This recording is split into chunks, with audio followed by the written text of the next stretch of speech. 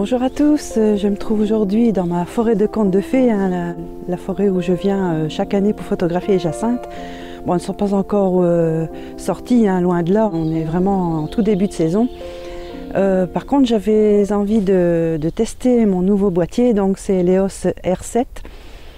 C'est un boîtier APS-C, donc le plus souvent dédié à la photo animalière que je pratique aussi entre-temps, mais que j'avais envie de tester en paysage. Alors évidemment, loin de moi l'idée d'éplucher toutes les caractéristiques techniques, hein. Il y a plein de vidéos pour ça que je vous laisserai le soin de consulter si jamais ce genre de boîtier vous intéresse. Ici, je vais plutôt faire une petite sortie terrain avec vous et voir ce qu'il y a moyen de faire avec ce petit boîtier. Alors pour cette première image, j'ai trouvé cette petite souche ici quelque part sur laquelle je vais resserrer mon cadre. Alors j'ai une fâcheuse tendance, enfin une tendance en tout cas à toujours vouloir trop en montrer dans mes photos, à cadrer large, à montrer le plus de choses possible. Voilà, c'est l'envie de partager, c'est l'envie de montrer tout ce qui se passe autour. Seulement, parfois, j'aimerais bien aussi resserrer un peu tout ça et d'amener quelque chose de plus intime dans mes photos. Alors justement, ça tombe bien parce que le format APS-C et son facteur de multiplicateur 1,6 de chez Canon fait que du coup, ça m'oblige un peu à resserrer mes photos. J'ai des plans tout de suite un petit peu moins larges. J'ai gardé mon objectif 70-200 f4 hein, que j'utilisais évidemment sur mon full frame. Et voilà, donc ici j'ai resserré au niveau de la souche qui se trouve par terre hein, pour me donner un premier plan. J'ai les arbres ici en fond de scène. Bon, la lumière est un petit peu violente aujourd'hui, donc j'ai dû polariser et diminuer mon exposition ici de quelques stops. Hop, mise au point ici. Ouverture f8. Voilà, sans ISO, c'est suffisant, 86 mm. Et voilà, c'est parti pour une première photo.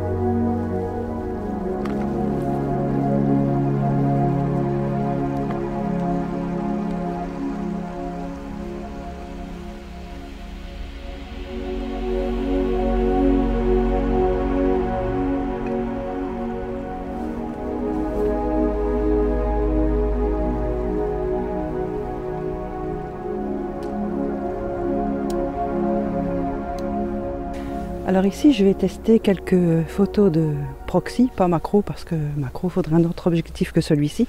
Donc ici, j'ai utilisé mon 70-200 avec mon facteur 1.6 du capteur APS-C qui s'ajoute.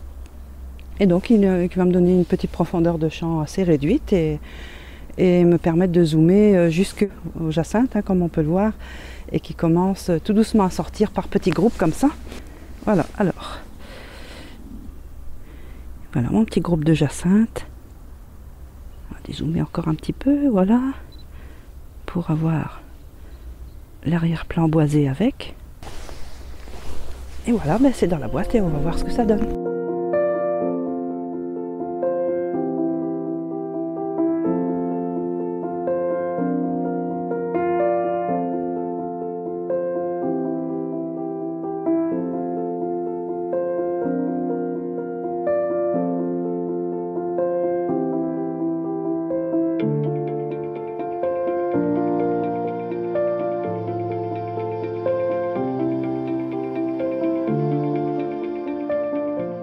Voilà, donc ici j'ai fait un arrêt quelques centaines de mètres plus loin et j'ai trouvé cet arbre en fleurs là-bas tout au fond. Et donc encore une fois, je vais utiliser mon 70-200 plus mon crop APS-C, encore une fois, décidément j'y tiens. Et ça m'a permis de recadrer sur cette jolie branche qui croule de fleurs en fait. Donc voilà, alors ici j'ai décidé de cadrer juste au-dessus, d'entourer ce joli bouquet de branches. je ne peux plus dézoomer. Par contre, je pourrais rapprocher un peu comme ça pour vraiment mettre l'accent sur ces petits pompons fleuris là qui sont très chouettes. Voilà, donc ici j'ai fait une première photo plus serrée, j'en fais une autre ensuite plus large et puis je verrai ensuite à la maison ce que je vais en faire.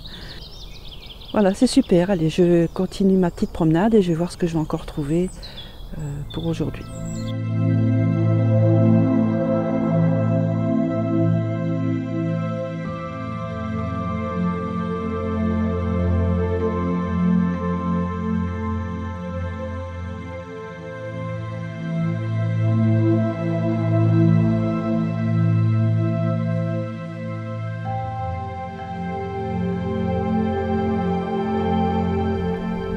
Plus j'avance dans la forêt, au plus c'est bleu. Ça devient magique au fil des pas, c'est vraiment génial. Par contre, quand j'arrive une nouvelle fois sur l'écran du boîtier, avec l'effet de zoom, ici je suis à combien 135 mm, c'est bien, c'est noté dessus. Enfin, je m'habitue parce que c'est très pratique finalement. Encore un des avantages de ce petit R7. Ici, j'ai pu aller chercher les couleurs qui se trouvent tout au fond de la forêt. Et voilà, on va refaire une photo ici.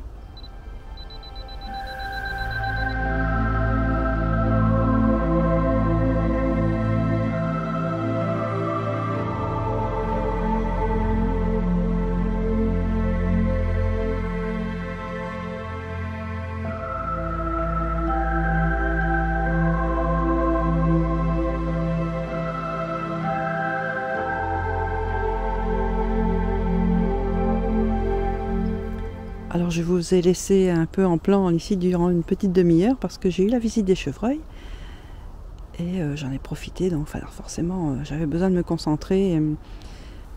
Voilà, ici on a le menu C3, C1, C2, C3 qu'on peut programmer. Donc sur ces menus-là, j'ai préparé les réglages pour la photo animalière. Donc j'ai mis une ouverture f4, 800 ISO, f4, compensation d'exposition légèrement diminuée, donc pour diminuer encore la lumière et donc augmenter la vitesse. Et avec ça, bien, j'ai pu photographier mes petits chevreuils.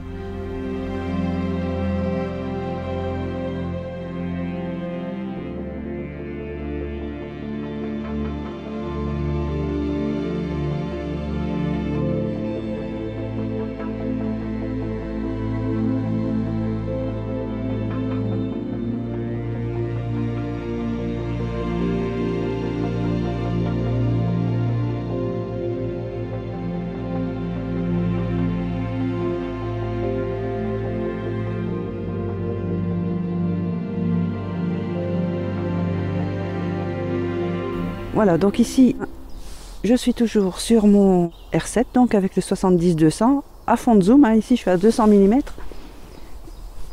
Et ça me permet de me rapprocher jusqu'à cette composition ici. Donc, vous voyez, c'est loin. Hein. Il y a 30 mètres ici, 25-30 mètres environ. Donc, c'est là quelque part, voilà, c'est cette partie-ci. Et donc, voilà, je fais le cadrage ici bien serré à plus de 200 mm. Sur cette zone, voilà, avec les gros fûts, voilà, qui démarrent. Alors ici j'ai équilibré évidemment, hein, j'ai un arbre de chaque côté, j'ai un autre arbre un petit peu plus en arrière-plan qui forme une petite ronde comme ça, la ronde des arbres. On va composer cette photo et c'est parti pour la suivante.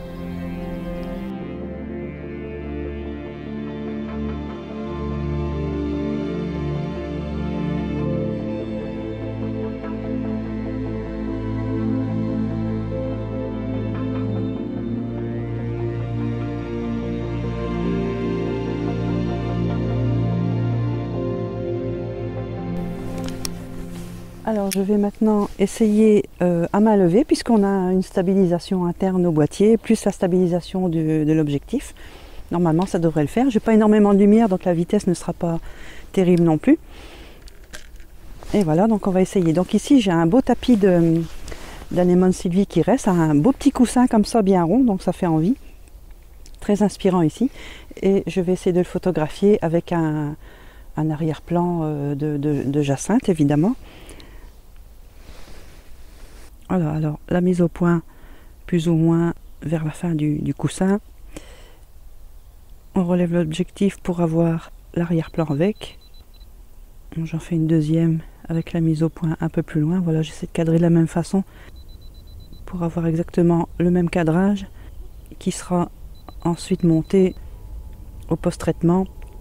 Donc les deux photos seront empilées avec peut-être un ajustement des deux images qui seront empilées sous forme de calque. Avec ça, on arrive à faire une composition complète. Foutus avions.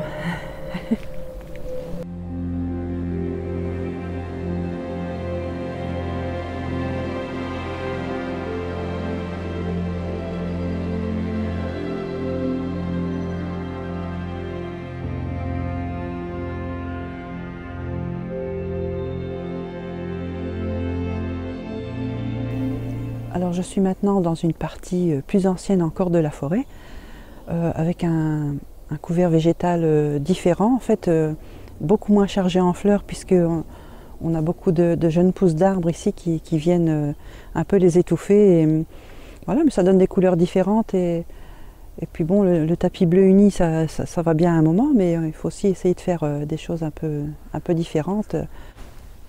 Et ça tombe bien parce qu'ici j'ai trouvé ce tas de bois mort, tout ce que j'aime dans les forêts anciennes en fait.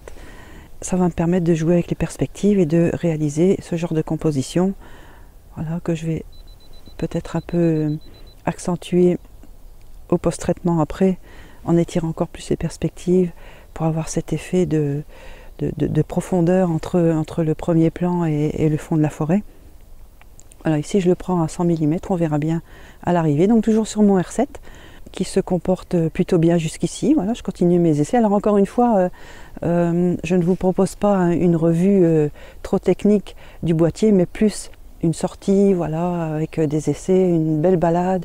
Ici, on est dans la nature, on teste, on s'amuse, et c'est parti pour une nouvelle série.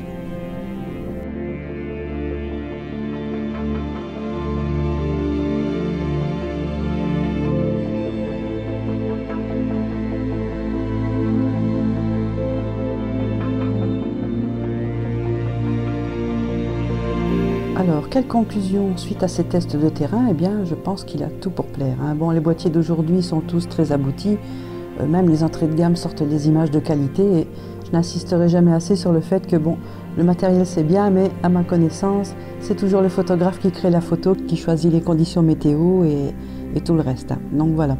Alors, pour ce qui concerne ce R7, on va avoir les avantages et inconvénients d'un petit capteur, hein. Comme la présence du bruit, plus vite marqué que sur un full frame, je ne vous apprends rien. Par contre, en termes de piqué, de finesse dans les détails, il est de plus en plus difficile aujourd'hui de trouver des différences et ainsi pouvoir les départager. Jusque 800 ISO, voire même un peu plus, on reste sur un bruit d'image très doux et tout à fait récupérable avec les logiciels d'aujourd'hui.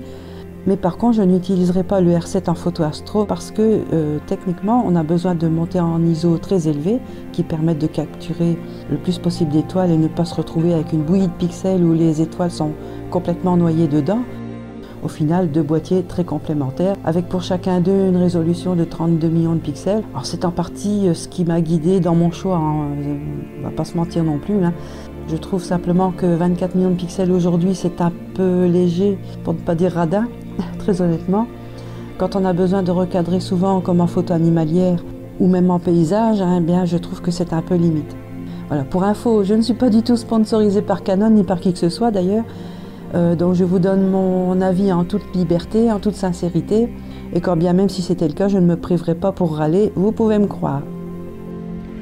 Voilà, et bien sûr, toutes ces bonnes critiques et ces bonnes conclusions, je vais vous laisser ici pour aujourd'hui. N'hésitez pas à poser vos questions, ajouter vos petits commentaires, votre avis ici en dessous.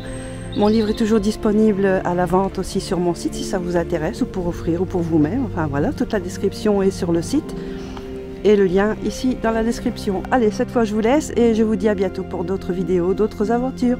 À bientôt!